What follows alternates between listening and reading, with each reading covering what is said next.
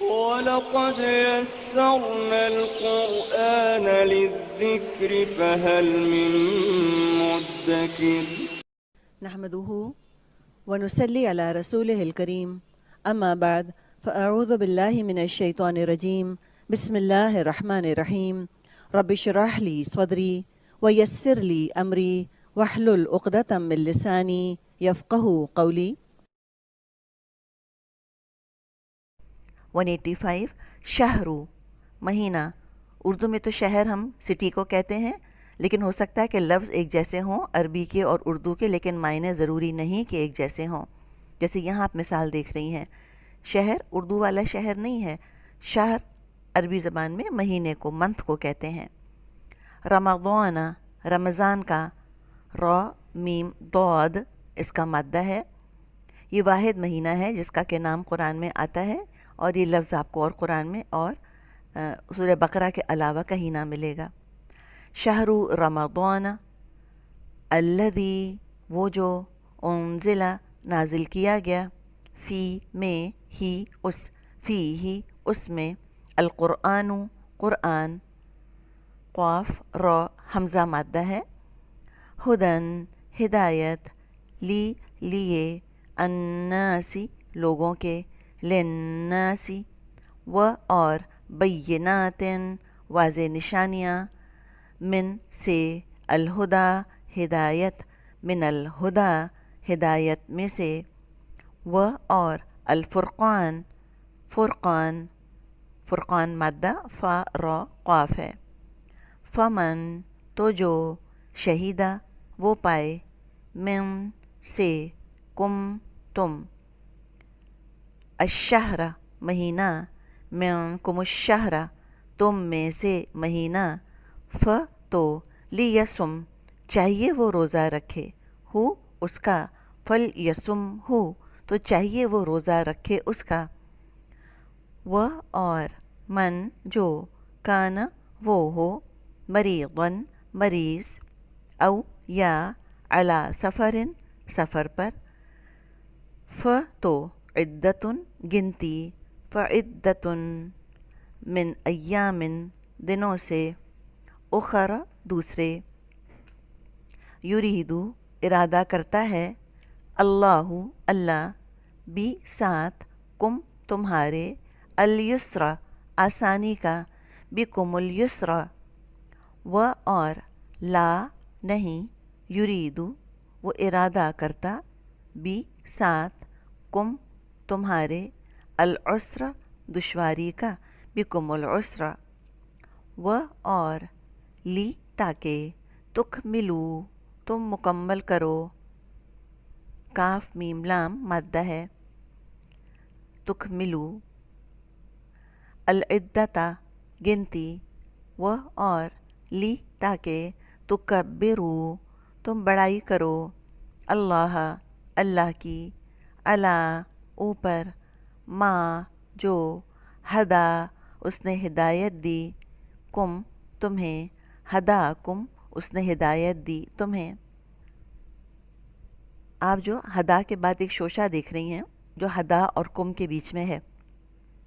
ایک شوشہ چھٹا ہوا ہے،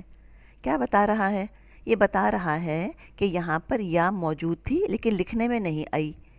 تو ایک انڈیکیشن دے دی گئی ہے کہ یہاں پر یا تھی لیکن لکھنے میں نہیں ہے، اسی لیے وہ شوشہ چھوڑ دیا گیا۔ اگر کم نہ لگا ہوتا تو ہدا یا کے ساتھ لکھا گیا ہوتا۔ ہدا کم،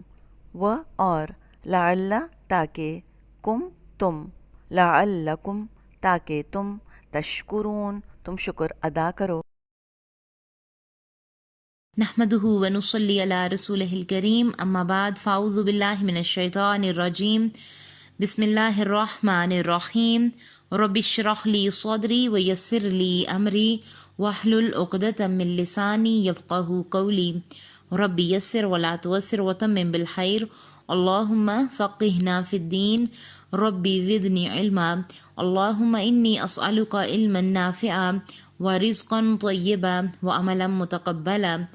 آمین یا رب العالمین۔ السلام علیکم ورحمۃ اللہ وبرکاتہ۔ امید اور دعا ہے کہ آپ سب خیر و عافیت کے ساتھ ہیں۔ الحمدللہ اللہ سبحانہ و تعالیٰ کی توفیق اور اللہ سبحانہ و تعالیٰ کی رحمت کے ساتھ ہم اپنے لیسن سورۃ البقرہ کی آیت نمبر 185 کو مختصر تفسیر اور تزکیہ کرتے ہوئے آج کے لیسن کو لیں گے، اس نیت کے ساتھ کہ اللہ سبحانہ و تعالیٰ اسے ہمارے لیے پڑھنا، اسے ہمارے لیے سمجھنا اور اسے ہمارے عمل میں لانا آسان کر دیں۔ اللہ تعالیٰ ہمیں اس پر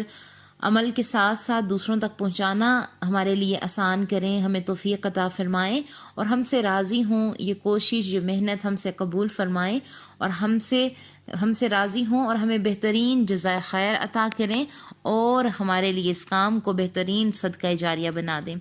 آمین۔ اپنے لیسن کو دیکھ لیتے ہیں۔ جیسا کہ آپ کو پتہ ہے کہ ہم مسلسل جو ہے ان آیات میں اس رکوع میں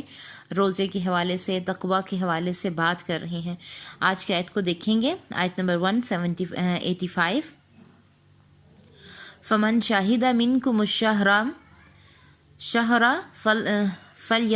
فلیصمہ، تو جو کوئی تم میں سے اس مہینے میں موجود ہو چاہیے کہ پورے مہینے کے روزے رکھے، اور جو بیمار یا سفر میں ہو تو دوسرے دنوں میں رکھ لے، ان کا شمار پورا کر لے۔ اللہ تمہارے حق میں آسانی چاہتا ہے اور سختی نہیں چاہتا۔ یہ آسانی کا حکم اس لیے دیا گیا ہے کہ تم روزوں کا شمار پورا کرو، اور اس احسان کے بدلے کہ اللہ نے تم کو ہدایت بخشی ہے تم اس کو بزرگی سے یاد کرو اور اس کا شکر ادا کرو۔ سبحان اللہ، کتنی خوبصورت آیت ہے کہ یہاں پر دیکھیں کہ اللہ تعالیٰ فرما رہے ہیں کہ یعنی چاند دیکھنا بھی دیکھیں ایک سنت ہے، تو جو کوئی اس مہینے کے چاند کو دیکھ لے یعنی پا لے تو کیا کرے کہ تب یعنی کہ روزے رکھے، سال پہلے یا 10 سال پہلے کیلنڈر نہ بنا لے، کیونکہ اللہ تعالیٰ کہہ رہے ہیں کہ یہ جو اللہ تعالیٰ کہہ رہے ہیں کہ اس مہینے میں موجود ہو چاہیے کہ پورے مہینے کے روزے رکھے، یعنی جو اسے پا لے، تو یعنی چاند کے مشاہدے کے بعد رمضان المبارک شروع ہوگا۔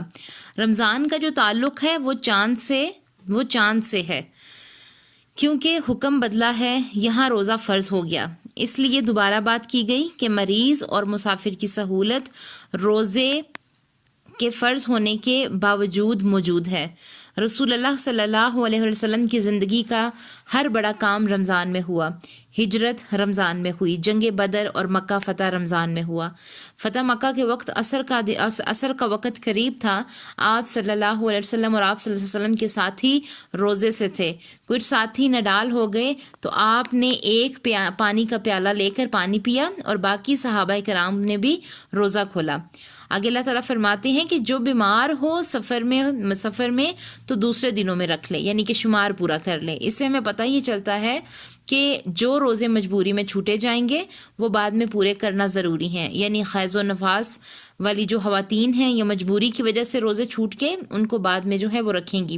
حضرت عائشہ رضی اللہ تعالیٰ عنہ کا قول ہے کہ ہم پر حیض کی حالت میں چھوڑی ہوئی نمازیں پوری کرنا فرض نہیں ہے، لیکن حیض کے وقت سے چھوڑے ہوئے روزے رکھنا لازم ہے، اس لیے ضروری ہے کہ اگر آپ میں سے کسی نے کوئی روزہ مجبوری میں چھوڑا ہو تو وہ پورا کر لے۔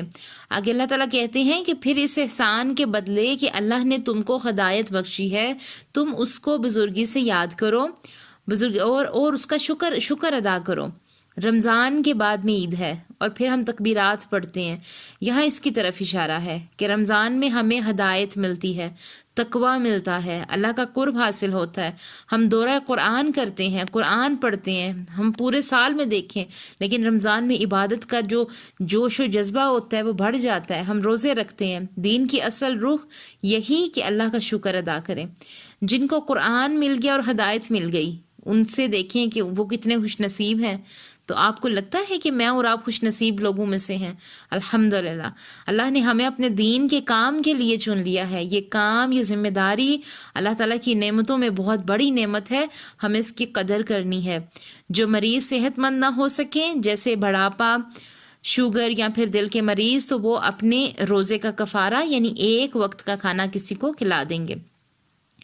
جو مریض صحت مند ہو جائیں، یعنی کوئی چھوٹی بیماری تھی یا عورت کے یہاں بچہ ہونے والا تھا یا عورت بچے کو دودھ پلاتی، تو اس طرح کے مریض کسی کو کھانا بھی کھلائیں گے اور بعد میں روزے بھی رکھیں گے۔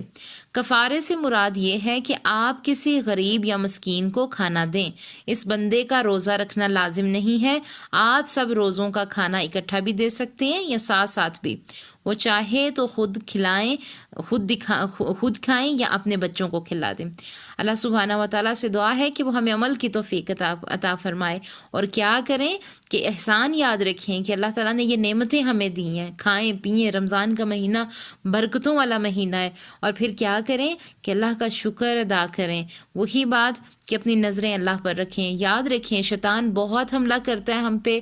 ہر وقت شیطان اسی گھات میں بیٹھا ہے کہ وہ خاص کر لوگ جو کہ اللہ کے دین سے جڑے ہیں، جو کہ اللہ تعالیٰ نے کہ جنہیں ایک جاب دی ہے، ایک ذمہ داری دی ہے، وہاں پر شیطان سب سے زیادہ حملہ آور ہوتا ہے۔ تو اللہ تعالیٰ سے دعا کریں گے کہ اللہ ہمیں اپنی خاص رحمت سے اس کے شر سے بچا۔ کیونکہ اگر ہم اپسیٹ ہوں گے، اگر ہم دماغی طور پہ ریلیکس نہیں ہوں گے تو ہم ٹھیک سے اپنے لیسن پر توجہ نہیں دے سکیں گے، کام نہیں کر پائیں گے۔ تو کوشش کرنی ہے، دعائیں ساتھ ساتھ مانگنی ہے اور ایک دوسرے کے لیے آسانیاں پیدا کرنی ہے۔ ایک بندہ مومن کون ہوتا ہے کہ جو کہ خود بھی سکون سے رہتا ہے اور دوسروں کو بھی وہ سکون مہیا کرنے کی کوششیں کرتا ہے، اس کی زبان سے، اس کے اخلاق سے، اس کے طریقے سے کسی کو کوئی نقصان نہیں پہنچے۔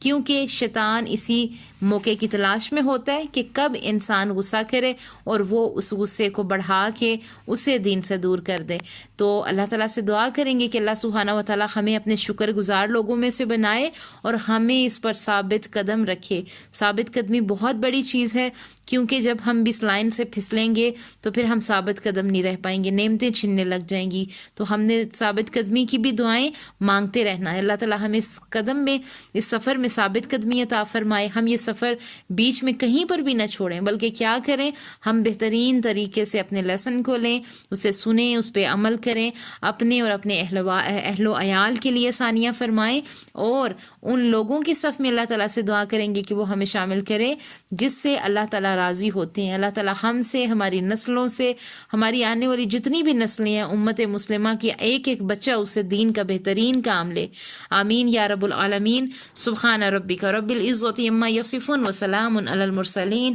والحمد للہ رب العالمین۔ السلام علیکم ورحمۃ اللہ وبرکاتہ۔